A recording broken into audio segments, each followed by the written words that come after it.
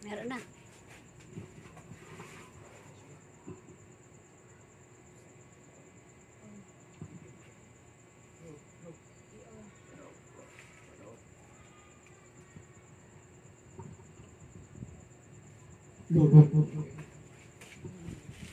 May gabi sa tanan, o gilagay sa itong buhay nga Diyos. Amen. Nag-iusa ka natin karon din sa tinuod nga pasimba na mao ang Espiritu sa kamatuoran. Nining kagabiyon karon ang Dios nag-iusa ka nato aron kita kanunay managtukaw. Pinaagi sa pagbuhat sa gibuhaton sa Ginoo. Kining atong mapaghago, atong mapagtukaw karon, dili ni makawang pag-abot sa panahon.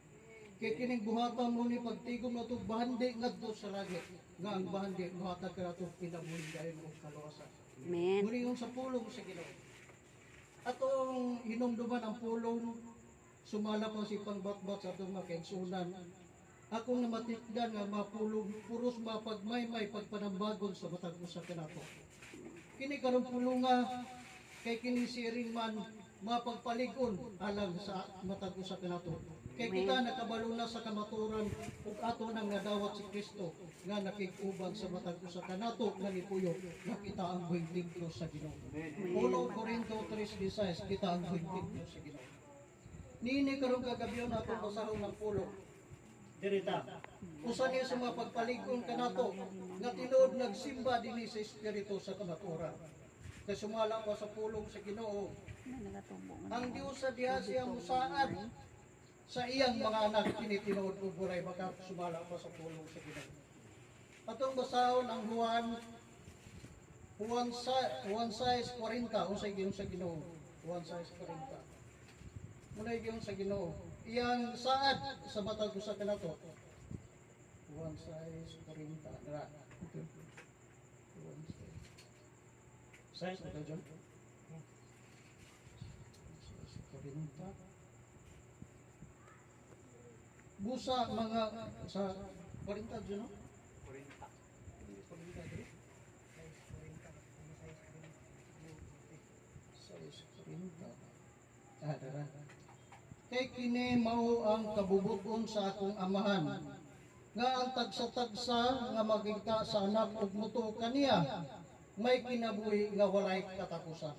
Amen. Usay ginon sa pulong sa Ginoo. Sa dahil kita gipadaygan sa grasya sa bato sa kaluwasan nga gipiyag kang idi bugyo. Nakita nato si Kristo nagalingkod sa gingharian sa Dios.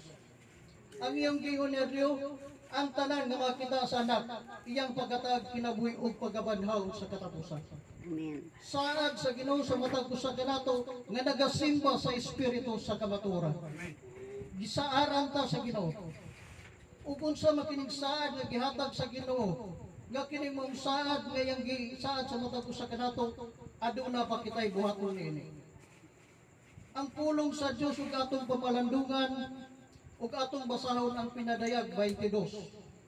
Unsay giyon sa pinadayag 22? Walay bisan kinsa nga magasulod sa gingharian sa Ginoo nga mahugaw. Amen. Ang tanan nga magasulod sa gingharian sa Ginoo, putli ang tanan. Mo kining mapaagiha nga saad sa Ginoo kanato, dili mawala kung kita magkinabuhi nga balaan, magkinabuhi nga Dios nun at ubangan sa Ginoo. Kasumala pa sa pulong sa Dios unsay giyon niya, sanglit balaan man siya nagtawag kan ubusan kamo sa magmabalaan. Amen. Ang nagtawag kanato si Kristo, balaan si Kristo ang matag usa kanato mahim-usab nga balaan. Kaya ang Espiritu sa Ginoong Ana nakig-uban sa matag usa kanato, ni kunsad kanato pinagi sa pagbautismo sa tuong kamot sa Dios sa matag usa kanato. Amen. Unsay giyon sa pulong sa Ginoong Ezekiel 36:26. Igamutan ko ang akong Espiritu sulod kaninyo ug palakton ko kamo ilaw sa akong mga kabalauran. Amen. Si kinsang balaod matuman karon. Dili balaod sa tao kundi balaod sa Espiritu sa Ginoo nga nakig-uban sa matag usa kanato. Ang balaod sa Dios mumando sa matag usa kanato sa pagbuhat sa matarong ug sa pag-ila sa dautan. Kita mga anak sa Ginoo nakilata sa mga buhat nga dili maayo. Ang buhat nga dili maayo nga wala kahimot sa Ginoo kanang pakighugoy-hugoy sa kalibutan. Ginabalik-balik ganina akong namatigdan ang mga ansala gyud kay pag-abot sa panahon ang hukman ang atong buhat at tubagan sa atong Ginoo. Amen. Unsay giyon sa pulong sa Ginoo sa Roma 14:10.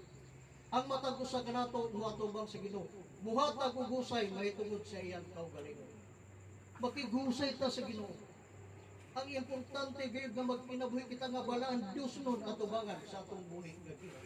Amen. Aron atong madawat ang iyang gisaad nga mao ang kinabuhing dayon o kita pagabanhawon pagabot sa panahon.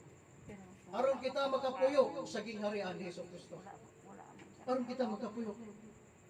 Nindot kay pagabot sa panahon, gakinang tanan nagiusa sa diri pasimba. Magkita ta sa gingharian sa Ginoo nga mao si Jesucristo. Amen. Maghiusat ang tanan nito kung kita magapadayon sa tupag-tug pagbuhat sa gilbuhaton. Sa gisugo sa Dios ngadto kang pinagan ni Kristo inibigyo. Atong tumanon ug unsay gitudlo sa Dios kang inibigyo mo to'y atong padayonon. Dili nato kuhaan, dili nato dugangan ang sugo sa Ginoo. Ingon sa Ginoo sumala pa di sa pinadayag 2:10. Adunong sa mga saad sa matag usa kanato unsay giingon niya. Himuang iyong pagkamaunongon hangtod sa kamatayon kay ihatag kanimo ang purong-puro nga mo ang kinabuhing dayon. Amen. Ang buti pasabot nga kita muunong mo antos sa bisan unsang mapagsulay nga mayabot kanato. Tamayon man ta, lutuson ta, biyay-biyay mo ta, padayon ta, aron madawat at ang puro-puro nga mo ang kinabuhing dayon. Amen. Sa panahon nga ang Dios musaad, kini tinuod og walay bakat nini. Wala gi bakat. Bisan gani kudlit o tulpok sumalpas Biblia, walay masayloan, kini pagagisaad na sa Ginoo sa batag usa kanato nga iyang mga anak nga iyang giusa dinhi sa espiritu sa kamatuoran. Amen. Gihiusa ta sa Ginoo. Atong pasalamatan ang Dios nga bisan pa man kaniadto kita nagkinabuhi nga uyon sa kalibutan. Apan sadang kita gitawag sa Ginoo, gibag-o sa Ginoo. Atong pasalamatan nga kita iyang gihimong mga anak. Kay sumala pa sa 1:15-16, ang tao wala nagpili sa Dios, kundi ang Dios mo'y nagpili sa tao. Amen. Bulahan ka kitang tanan nga nagsimba sa Espiritu sa kabatuokan. Bulahan ka ug wala nay naing ipasimba nga mulang ng Espiritu sa kabatuokan. Gabi ako lang ning isulti no. Ako igsoon na siya nga dong naigisin si Ate Inday sa kuha nga gilotos daw tayo engineer. Gilotos daw. Pero kita nagkunikta sa langit ko. Amen. Dapat kagula na kamayan pa. Nga wala ka ni kunik sa atong gikunik mo ang langit ko tama. Amen. Magpasalamaton ta kanay sa Ginoo. Ato kanunay siyang daygon sa atong kinabuhi. Ato siyang pasalamatan nga siya ang atong personal na Panginoon. Amen. Ang atong mapaghago di gyud mo tawag pagabot sa panahon. Bisan karon kaduka ta, katulgong ta apan ang Ginoo nalipay ga kita. Nagtukaw kanay.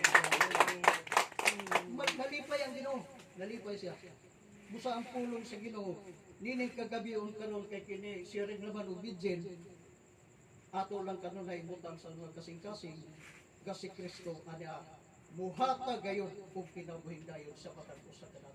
Atong Amen. kuptan ang saad sa Ginoo sa patag usa kanato kay mo kining mahatag ang kaligulid kadasig sa atong pag-alaga ngadto kaniya. Ug maayong gabi sa tanan to ibalik nito.